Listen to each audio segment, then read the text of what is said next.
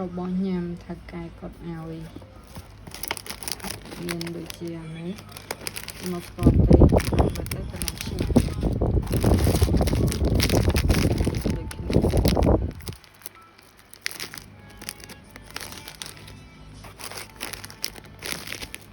ដូចគ្នា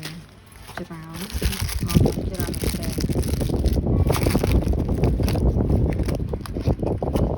ដឹងស្អីហ្នឹងតែមើលទៅដូចចំណងអូនេះច្រើនមែនតើច្រើនណាស់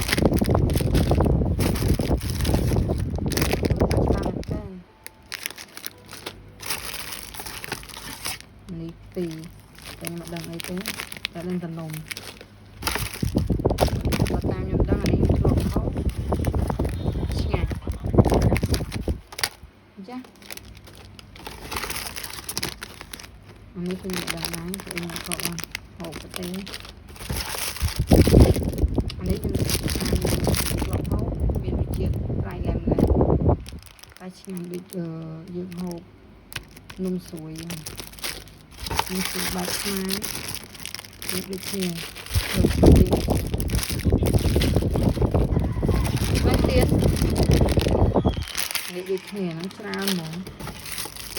ណានេះទៀតដូចគ្នាមកថងប៉ុណ្ណឹងក៏ដាក់បានច្រើនមែនតើ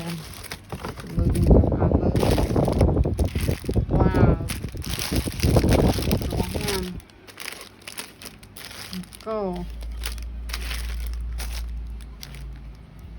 ចង់ផ្ដាំទៅកែថាអរគុណច្រើន